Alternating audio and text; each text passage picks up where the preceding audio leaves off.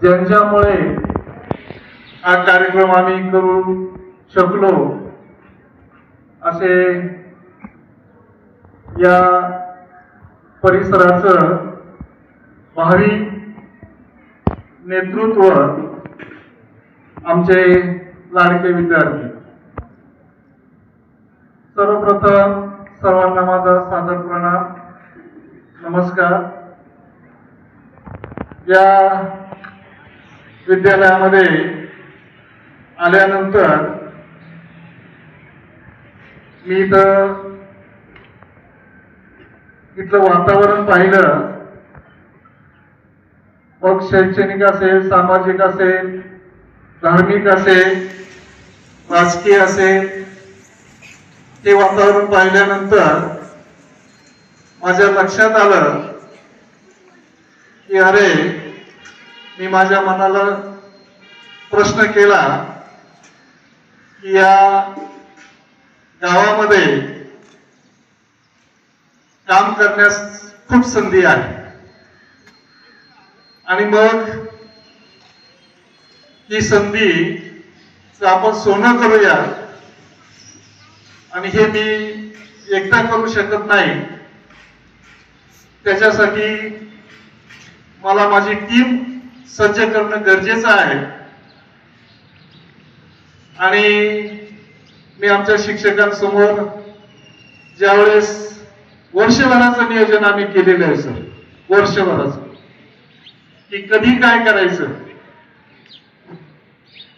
मला आपल्या सर्व ग्रामस्थांना सांगायला खरंच अतिशय आनंद होत आहे की मी फक्त संकल्पना मांडतो आणि त्या संकल्पनेला मूर्त रूप देण्याचं काम आपले शिक्षक करतात।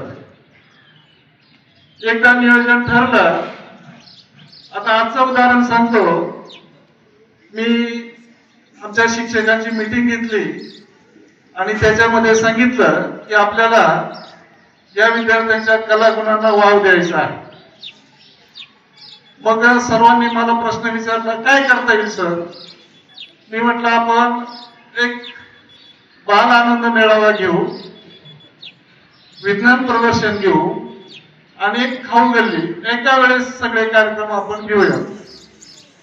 मी त्यांच्या पुढे प्रस्ताव मांडला आणि काल मी पुण्याला शिक्षणाधिकाऱ्याची मीटिंग होती, त्या मीटिंगला मी पुण्याला गेलो, पण काल दिवसभरात आमच्या शिक्षकांनी हे सगळं नियोजन करून ठेवलं आणि सकाळी आल्यानंतर 6:45ला शाळेत आल्यानंतर माझ्या टेबलवर कागद त्यांनी ठेवला होता, ते वाचल्यानंतर मला इतकं समाधान वाटलं की धन्य हा शिक्षक वर्ग आहे।